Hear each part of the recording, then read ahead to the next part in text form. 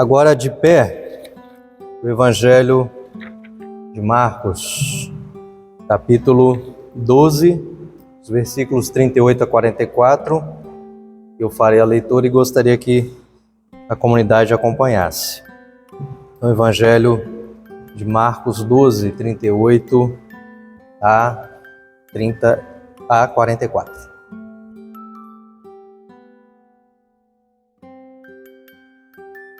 E diz assim: Ele dizia ao povo: cuidado com os mestres da lei, eles gostam de andar para lá e para cá, usando capas compridas, e gostam de ser cumprimentados com respeito nas praças.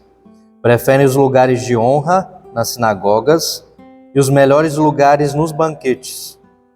Exploram as viúvas e roubam os seus bens. E para disfarçarem, fazem orações compridas. Portanto, o castigo que eles vão sofrer será pior ainda. Jesus estava no pátio do templo, sentado perto da caixa das ofertas, olhando com atenção as pessoas que punham dinheiro ali. Muitos ricos davam muito dinheiro.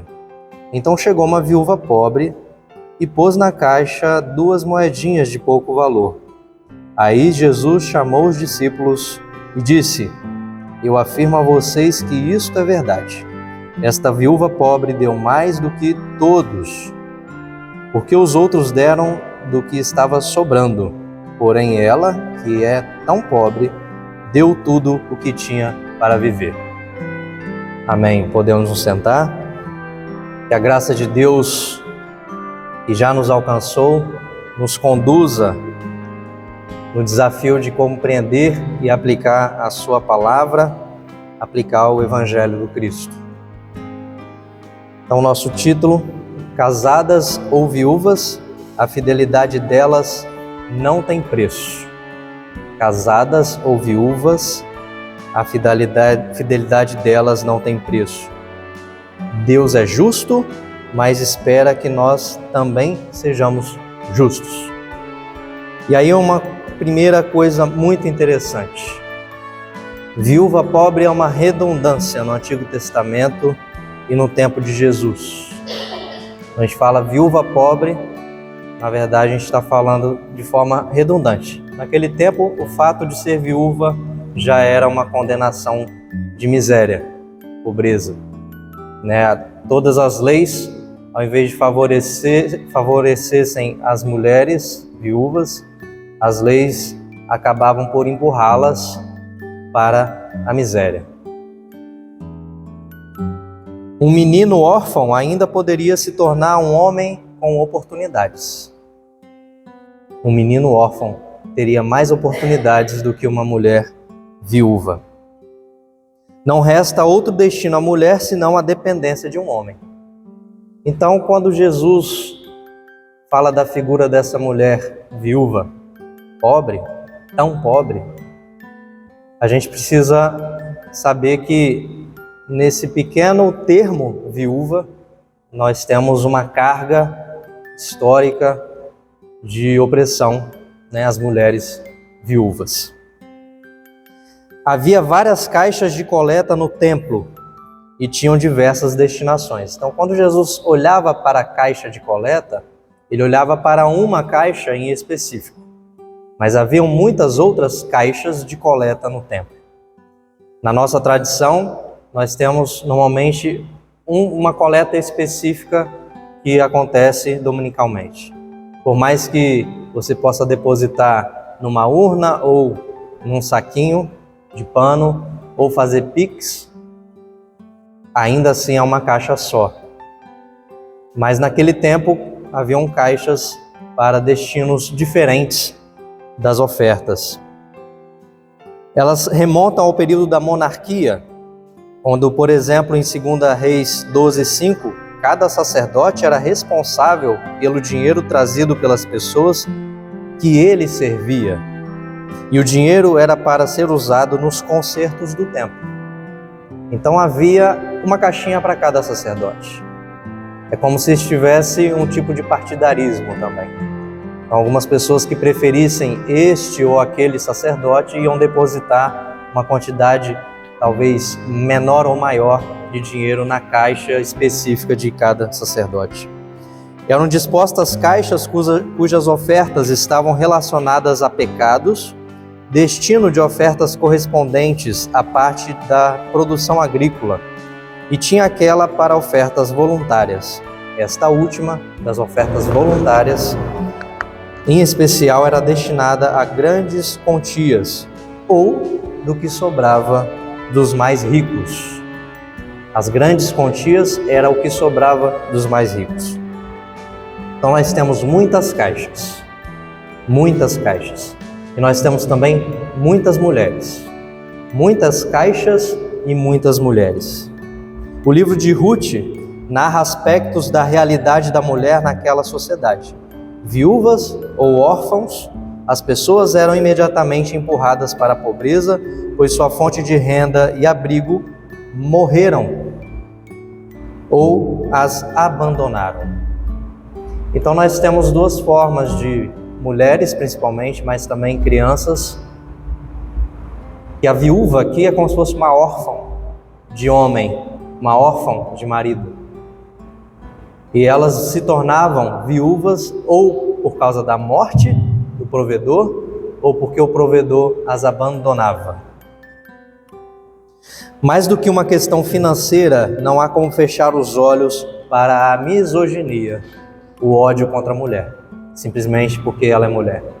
Volta e meia nós batemos nessa tecla, mas não é porque nós estamos levantando uma bandeira, é porque nós estamos denunciando.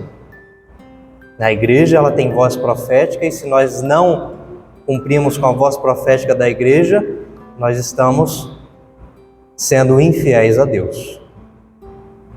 Então, portanto, a misoginia ela é flagrante aqui e também na nossa sociedade hoje. A mulher, mesmo as mais ricas e poderosas, sempre estão ao menos um degrau abaixo dos homens.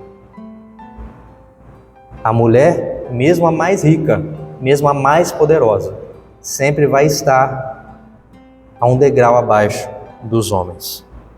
A rainha Vasti, história que todo mundo conhece do livro de Esther, era rica e poderosa, mas o rei colocou preço nela e nas demais mulheres do reino, simplesmente por ela reivindicar respeito. Isso não é misoginia? Ela queria só respeito. Dentre tantas outras corrupções, tantos outros problemas, tantas outras relações enferrujadas, ela só queria respeito. Outro exemplo, a boa esposa ou mulher ideal de Provérbios 31, 1-31, é outro reflexo do universo masculino que humilha a mulher para afirmar que ela é um ser frágil. Então, todas as formas que nós temos na sociedade, que nós usamos, principalmente os homens, mas toda a sociedade usa, para dizer que a mulher é frágil, é uma forma também de misoginia. Mical, quem se lembra de Mical? Uma das esposas de Davi, que deixou de ser esposa de Davi, filha de Saul. Mical, humilhada e amaldiçoada por Davi, porque denunciou injustiça e exploração sexual, mesmo sem expor Davi em público. Essa mulher, com todas as questões que envolvia sua relação com Davi, ela procurou alertar Davi sem expor Davi. Ainda assim, o que Davi fez? A humilhou, a amaldiçoou. E ainda disse que as mulheres do harém dele iam dar valor para ele. E ele as valorizaria como mulheres, como produtos sexuais. Na Bíblia da Igreja Católica e da Igreja Ortodoxa Oriental, o capítulo 13 do livro de Daniel apresenta Susana, um dos exemplos mais poderosos de fidelidade a Deus. Ela encara todas as circunstâncias desfavoráveis, simplesmente por ser mulher, em nome de sua lealdade a Deus. Então eu trouxe aqui alguns poucos exemplos de mulheres importantes que foram humilhadas e apresentam esse triste aspecto da misoginia, presente na Bíblia e presente na nossa sociedade. Observando a maioria das histórias dessas mulheres, percebemos que os homens tratam as mulheres da mesma maneira que os sacerdotes administram as caixas das ofertas do templo. Quando a gente olha para essas mulheres, a história delas, a gente percebe que os homens tratam essas mulheres da mesma maneira que os sacerdotes administram as caixas de ofertas do templo. Administram por interesse, não com o objetivo de fazer o bem a alguém. Claramente, ou é para a melhoria do templo, ou é para manter os laços, os acordos, manter o poder. A exemplo da sorte, entre aspas, de Ruth e Noemi, de modo geral, o desfecho dessas narrativas no Antigo Testamento apresenta um Deus que é justo na perspectiva da manutenção da dependência feminina dos homens. A gente vai olhar e vai falar, mas Deus é justo. Olha para a história de Ruth e Noemi, elas foram salvas. Ruth conseguiu um marido, ela deixou de ter aquele estado de miséria. Noemi, por ser parente, acabou sendo acolhida então pela casa do homem Boaz. Então a gente vê que a gente fala que Deus é justo, mas numa ideia de dependência dos homens. Então não há liberdade nessa justiça de Deus.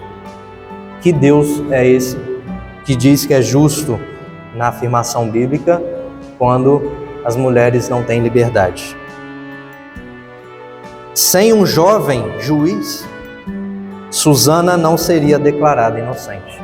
A história presente no capítulo 13 de Daniel vai mostrar que a única forma de Susana ser declarada inocente foi porque um homem jovem, juiz, a defendeu. A dependência de um homem, novamente. Outra caixa,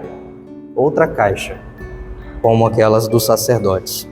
Apesar de contraditório, é por meio dessa justiça precária que nascerá Jesus.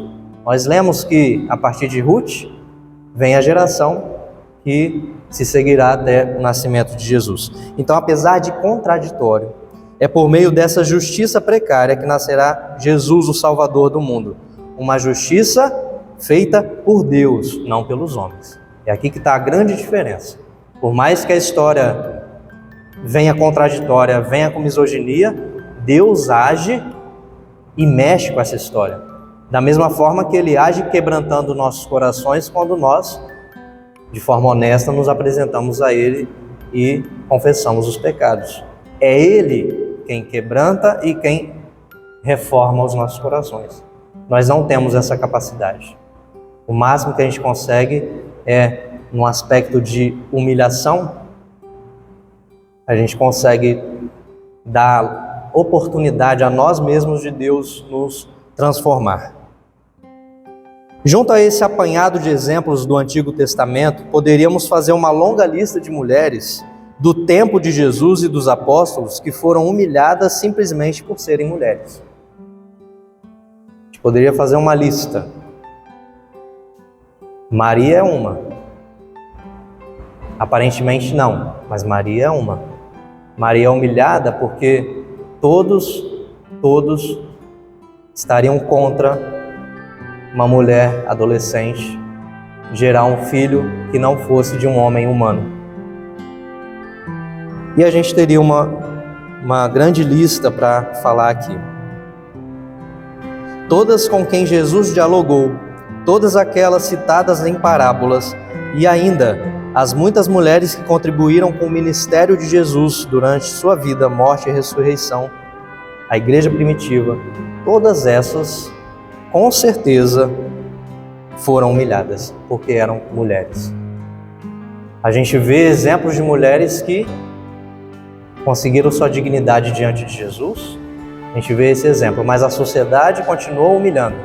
E as narrativas também continuam colocando sempre as mulheres em um lugar menor do que o lugar dos homens. Então, quando a gente percebe que casadas ou viúvas, a fidelidade delas não tem preço, é porque nessa suposta fraqueza que nós empurramos as mulheres, é aí que Deus age.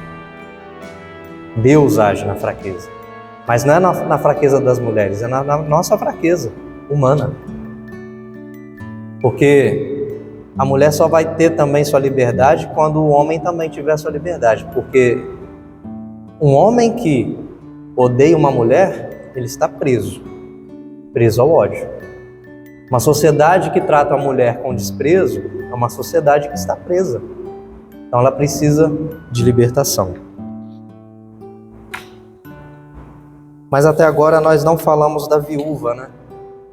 O Evangelho traz a figura importantíssima de uma viúva muito pobre. E ela tem um ato que ele simboliza algo que é muito importante para a gente. Então Deus é justo, mas espera que nós também sejamos justos.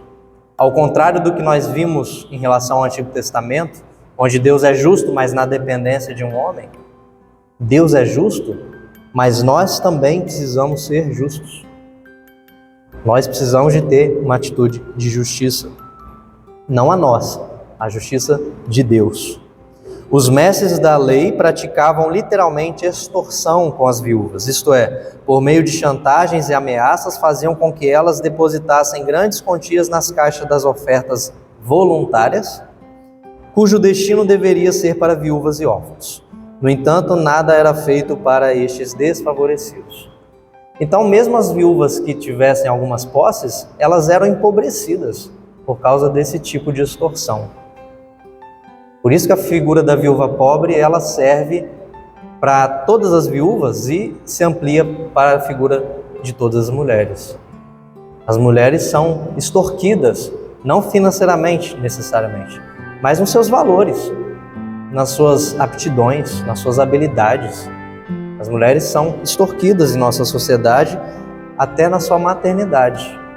Quando determina que não pode amamentar em público, quando quer determinar o corpo que elas devem ter, quando queremos determinar se elas devem ou não se relacionar, se elas podem ou não casar ou separar, se elas podem ser tias, se elas podem ser solteiras. Então nós vivemos essa sociedade onde as mulheres são extorquidas. Mas Jesus convida a compaixão. A imitação do testemunho vivo da viúva pobre é a denúncia da justiça praticada pelos poderosos. Então olha que interessante. Jesus convida a compaixão. Um exercício de compaixão. Que a princípio é aquele olhar, quando ele para e observa as caixas. Mas ele não está olhando para as caixas, ele está olhando para uma mulher. Jesus não está olhando para as caixas, a preocupação dele não é com as caixas. A preocupação dele é com uma mulher, viúva, pobre. Então Jesus convida a compaixão, a imitação do testemunho vivo da viúva pobre e a denúncia da injustiça praticada pelos poderosos. A viúva pobre certamente depositava com toda a sua fé 2 moedinhas, com a esperança de que pessoas como ela, viúvas e órfãos, seriam beneficiadas. É sobre isso que Jesus lança seu olhar. Essa mulher tem uma fé que não é uma fé cega. Essa mulher tem uma fé porque ela quer partilhar. Ela quer que outras pessoas, mesmo ela dando um pouquinho, também se beneficiem. É um olhar totalmente diferente dos fariseus, totalmente diferente para quem se preocupa com as caixas. Totalmente diferente. Jesus chama a compaixão para que a gente possa olhar para as pessoas, aqui no caso da viúva, e perceber que a atitude dela é uma atitude ligada à graça de Deus.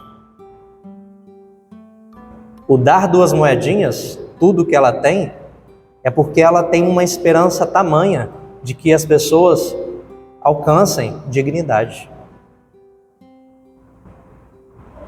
Quem ganha pouco ou depende da ajuda de outras pessoas sabe e sente o peso do que Jesus viu e mostrou aos discípulos. Eu afirmo a vocês que isto é verdade. Esta viúva pobre deu mais do que todos, porque os outros deram do que estava sobrando. Porém ela, que é tão pobre, deu tudo o que tinha para viver. Aqui está a relação dessa viúva com o Cristo ressurreto. Tudo o que tinha para viver. Tudo que a gente tinha para viver não é só questão financeira. Está falando da vida mesmo. Doar a vida. O símbolo das duas moedinhas do ato dela é porque ela quer vida para todos. O desejo dessa viúva pobre é vida para todas as pessoas. Casadas ou viúvas, as mulheres da Bíblia e do nosso tempo, elas têm nos ensinado muito mais sobre fidelidade a Deus que qualquer líder religioso. Essa viúva pobre ensina aqui para a gente agora fidelidade a Deus muito mais do que qualquer líder religioso. Muito interessante como que uma figura dentro dos grandes figurões da Bíblia, uma figura tão renegada, escanteada como uma viúva pobre, ela sim é o exemplo de fidelidade a Deus. São justas parceiras. A viúva pobre, ela é justa e ela é parceira, porque ela quer o bem do outro. E aqui ela começa com um exemplo que a gente procura falar tanto e às vezes nós somos, vamos evitar esses termos, sororidade. A viúva, ela age com sororidade. As 2 moedinhas dela, que ela dá, é para que outras mulheres ou não sofram como ela, ou que tenham alcance de dignidade. Então elas são justas, parceiras. A sororidade delas, assim como a sororidade da viúva pobre, é reflexo da graça de Deus e sua justiça.